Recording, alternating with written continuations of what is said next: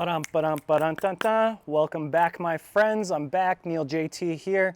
It's been a minute. It's been a hot minute. It's been about a week. I've been working so much, and I've wanted to do a bunch of videos. I got a ton of stuff in the mind here, but I've just been so exhausted, been getting up earlier. My circadian rhythm's all been messed up. So I'm just trying to get back to homeostasis right now.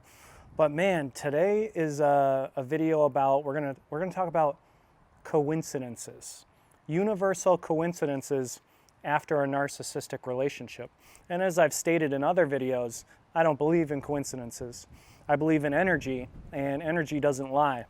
And so this is a wild story. I've told this a few times to a couple of my friends, and they're just blown away. So I'm a contractor in Florida, and I do a lot of quotes during the week. I'm in my car probably 15 hours driving around, and I drive sometimes an hour and 15 minutes away, and traffic in Florida is a nightmare. So you can imagine how much gas I use. But I was doing a window quote 2 days ago, and we were driving around. I forget what we were doing. I think we were setting up the guys to build a lanai at someone's house, and then we got a quote for some windows, and it was far away. It was like an hour away. And I'm like, oh, I really don't want to drive. And then my buddy's like, come on, let's just do it. Let's, 15 windows, it's a big chunk of change. So I'm like, all right. And like with energy, again, like there was just some vibe where I don't know why, I just didn't want to do it. And usually I do. Usually I want to make that money. I'm a hustler. And so we go to do this quote, a long ass drive. We get there, and I just bought a new truck, and I've been driving a car for probably 6 months, I'd say. And I got another truck, and it was day one of having the truck. And I'm not used to it being like having something so big and having to back in and trying to park it in parking lots that are busy. I'm just not used to it because I sold my truck a year ago. And we drive into this community, and it's not an RV community, like a trailer park. Like mobile homes, like high-end mobile homes, not like crappy ones, like nice ones. And we pull in, and the guy sent me the wrong address, so I went into the homeowner's entrance, which there's no pin pad. The other side has the pin pad, and so when I pull in, there's no room to back up, and 3 cars come behind me instantaneously, and the other entrance was like 6 feet, but there was this huge curb. So I started backing up, and there's no backup camera. I have to install that still. And I'm backing up, and the truck's lifted, and there's this median, and I couldn't see it in any rear view mirror. And the truck perfectly went over the median, like it was, all the tires were on both sides of the median, so I didn't see it. And then there was a no trespassing sign, violators will be prosecuted sign. Couldn't see it, and I hit this sign and broke it out of the ground. So coincidences, again, I energetically didn't want to do this quote, just knew something was up. And you'll see where I tie this into the narcissism here in a moment. And so I knocked this sign out, and I'm like, shit, and I have to like literally pull out onto the oncoming gate, and there was like this person pulling through, and everyone was being assholes. They wouldn't back up. Like I had this big truck, and no one's moving to give me space. So I'm like, what am I supposed to do? So I had to literally drive over the median. Like it was a pain in the ass. Drive over the median and then reverse like a football field length through a curve because no one would move. And then 2 cars got out and were taking pictures of the sign. Like, really? Like I understand, but I'm gonna fix it. I'm a contractor. That's what I do. I fix things. So I go down the street, park the car, walk back, and the sign didn't get broken or anything. I have a big truck, so it like didn't make a ding, no mark whatsoever on my truck. And they didn't concrete the post in. So obviously, if they had concreted, I definitely would have gotten a ding and broken the post. So I got back, and we moved the rocks and put the post back in, put the rocks back, and it was fine. No issue. We leave, drive around to the other side, get into this person's complex, and we get in and we go in and talk to them, and all their shades are shut. And it's 1 o'clock in the afternoon, super sunny, and it's like a vampire cage in there. And like the first thing I'm thinking is vampires. And as narcissists are energetic vampires, and you'll see where this is all going. We go in and it's like super dark. She's like, I'll open up the shades. It's kind of dark in here. I'm like, yeah, it's a little dark. Like literally, like couldn't see, like pitch black. Open up all the shades, let light in and everything. And it was this husband and wife. And so we give them the quote. We're there for like 30 minutes talking, whatever. And I see this box on the table when I'm first there. And it's got a Virgo sign on it, which is an astrological sign, and then some Egyptian hieroglyphs. And my ex-narcissist was a Virgo. And I'm like, oh God, she's probably a Virgo. Like I knew all these things, hit the sign, didn't want to go. We go into a vampire lair. There's a Virgo box. I'm like, oh geez. And the story gets crazy. The story just continues to elevate. This isn't even like the cusp of it. And so I don't say anything about the box. And like the whole time I like wanted to, and I'm like, no, I'm not going to. I just have a weird vibe, this energetic vibe. I'm like, there's all these coincidences that are happening. So we're getting ready to leave, and my buddy has a Buddhist symbol on his arm, and she goes, what's that symbol mean? And he started talking about Buddhism, and he just happens to be a Virgo as well. And so he mentions it, and then she starts going off on how she went to college. I'm sorry if you guys can't hear me. It is like extremely windy today.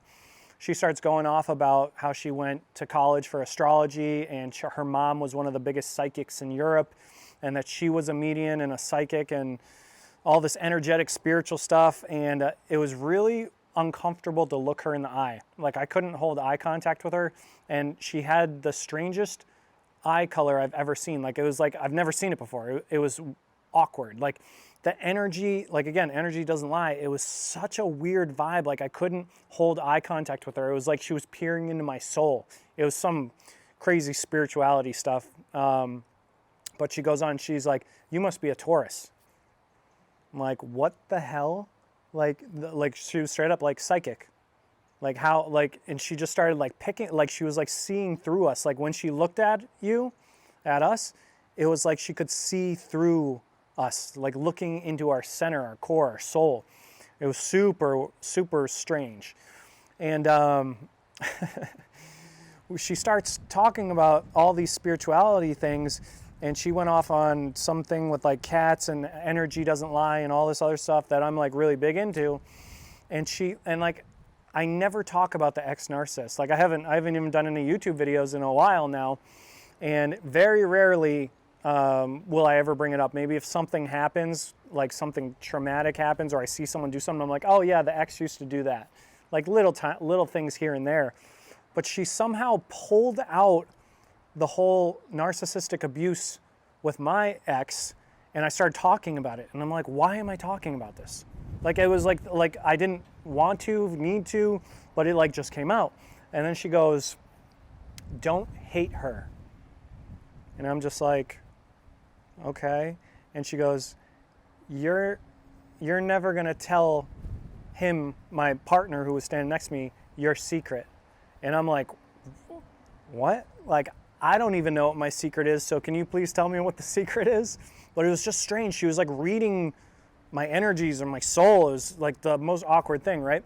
We go to leave, walking out the door, she crosses her hands to shake our hands, and like she shakes our hands, and it's super weird, super energetic, like strange witchy voodoo, I don't know, spirituality stuff. And she shakes our hands, makes eye contact with both of us when she's doing it, and it was she looked so sad, like deathly sad. It was like, I don't even know how to explain it. It was weird. And then she lets go, grabs our hands again, and does it again. And it was just like this energetic feeling came over me, and I just had this, I don't want to say it was like a bad vibe, but it was just weird. Like I don't even know how to explain it. So we leave, and we're driving back. We got like an hour drive back, and we're talking about this thing the whole time.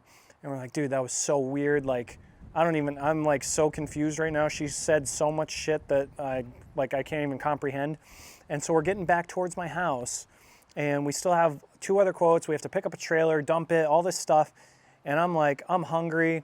I'm like, dude, I want sushi. And my buddy's like, I really have to go to the bathroom. Let's just get sushi. So we pull into this Publix, which is our grocery store, and we're going in to get sushi, and my buddy reminds me, he goes, dude, this is the first place we ever ate at when we started a year and a half ago. And I was like, oh my God, and we got sushi. It was so weird. It just like happened to, in that moment when we're driving an hour back, didn't plan on it, just we're like, okay, we're going here. And it's where we started our journey together. And so we get sushi, we go upstairs, we're eating. You can see the whole grocery store, and we're sitting at these short tables and there's these tall tables. And so we're talking about everything that went down in the quote. And then he goes, my buddy goes, that was so weird how she got you to start talking about the ex-narcissist. And I was like, I know, I like had no intentions of talking about that. And I wasn't going to bring up the Virgo box or anything. And she like pulled it all out of us. And it was like super peculiar. And my buddy goes, this is where it gets crazy. My buddy goes, yeah, did you notice how the husband was like a puppet and she was the puppet master? And I was like, I know, like exactly like a narcissistic relationship, like a vampire. And he's like, yeah, do you remember when you said like people are all energy vampires? And the husband was like, yo, I know all about that. And we're just like, I didn't even catch that, and my buddy caught it. And I was like, yeah, that was crazy. And I'm like, the ex-narcissist did that to her third party in front of me. I felt like she was always the puppet master. And so I said their names to my buddy, right? And we talked about my ex-narcissistic relationship for like 5 minutes, right? We're eating sushi. My buddy gets up to go clean up soy sauce on the table. And when he gets up, I'm just like sitting there eating, just like thinking. And I look to the right and at the high top, 6 feet away, the closest person to us is the ex-narcissist's third party, the one she put me in the ground for and put me in a whole toxic cycle of abuse right there. And I look at him and he's just shaking his head. Just like that. And I was just like, I look back down at my sushi, it's like wide-eyed, like, what are the chances? What is the coincidental chance of all of that happening? All of that stuff in the whole day. Not possible. Universal energy, flying monkeys, third parties, the universal law. Like, it was wild. And so we leave and we're going down the stairs and I tell my buddy, I go, dude, that was the ex-narcissist. That was the guy she picked over me. And he was like, no way, why didn't you point him out? I'm like, dude, I did not want to get no confrontation or anything. But it was just crazy because I don't talk about her ever, unless it's in like the channel, on the YouTube channel, and I'm giving you guys information, but I don't talk about her ever with my friends or anyone. And in that moment, I happened to be talking about her the entire time because of what happened with the windows, and he was just happened to be sitting there. How do you explain that? The point of this whole story is that energetically, the narcissist is always trying to reel you back in, no matter what. They're trying to pull you back in. And the way I looked at this whole situation was a giant test from universe, from God. Like, oh, they're thinking about you. They're reminiscing, they're energetically pulling on your strings. And it like got me in my emotions like that day. And I felt like I was off for the whole day after that. I couldn't stop thinking about it. I was like trying to figure it out. I'm like, why? Why did that all happen? And I'm like, just a test, just another test, see if I'll falter, to see if I'm truly healed, if I'm going to reach out, or if I'm going to allow that mental control to take over again. And I was like, nope, it's just a test, just a giant test. And my point of telling you guys this story is you're going to get tested. On the healing journey, if you didn't get tested, you would not fully heal. We need the tests to know, and God to show us, hey, have you learned the lesson? Have you learned the lesson? Are you going to go back to that person that was toxic and treated you like shit and did all these horrible things to you? When they come back and say they've changed, or when you see their third party and they tell you this, and this, and how they did the same thing, or whatever it is, are you going to become weak again? Or are you going to stay strong in your power and continue to push forward on your life purpose? That's what I took out of it, and that's what I want you guys to all take out of it.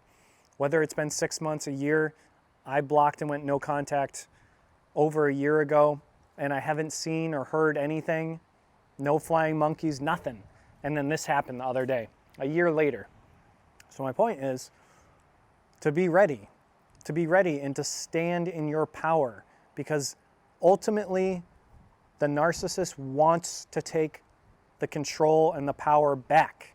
That is the whole goal.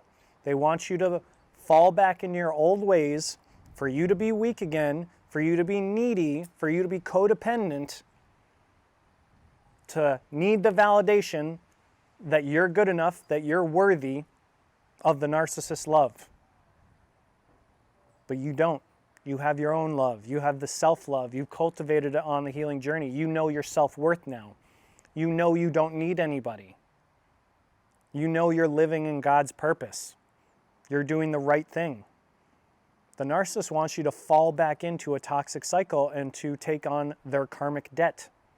Because after you leave, you better believe, if you're a chosen one, you're an empath of light, they want that back. They want you to share the karma with them. They want to steal all your blessings. They want to steal your manifestation power. That's one thing I realized, is that I was a master manifester. I manifested all these businesses, all these finances, everything. And the narcissist directly stole my energy, stole my manifestation power for herself, because she wanted to be better than me, because she couldn't cultivate it for herself. No narcissist can. Narcissists need other people to manifest. They can't do it on their own. They don't have the light inside them. They're darkness. So they're always going to be trying to get you back. Forever. Forever. So that's why it's so important in these times when you get tested from God, the universe, source, whatever you believe, that you stay strong and you hold on to your power. You do not give it up. You have learned the lesson. You are on your chosen path and you are elevating. You do not want to go backwards. You are moving forwards every single day. And the narcissist sees this. Energetically, they can feel it. The more you move on, the better you do in life, the more power you create for yourself, the more the narcissist is going to feel it, and the more they're going to want it for themselves. So that's when all the stops will get pulled out. That's when the third parties will come out. Again, I'm doing the best I've been in a year, over a year, in a year and a half. I'm working every day. I'm eating again. My throat issues are 90% better. My health is great. I'm in the best shape of my life. Everything is going great, right? So now that everything is going great, there's that test. Here's the test. How are you going to do? It's all a universal law. So just know that if you are getting tested, you're doing good. You're healing. If you're not getting tested, probably not healing. Tests and lessons always come. They have to come for you to elevate and to be better. And like I talk about this in other videos, this world we live in is just a school. It's a giant school. In school, if you fail a grade, what happens? You repeat the grade until you pass it, and then you can move on to the next level. Same thing in a video game. Same exact thing with life. If the lesson has not been learned, God, the universe, source, is going to give it to you until you learn it. That's why it's so important on this time around that you fully 100% heal and learn the lesson and learn that you have all the self-love, you have all the self-worth, you are confident, you are on your chosen purpose, you do not need someone else, you do not need validation from other people. Learn that lesson, learn the codependency lessons, and that's how you're going to move forward and become 100% authentically yourself. All right, guys, I hope you enjoyed that video. Again, I'm sorry that it took me a week to get this one out. I've just been working so much, but it's a good thing.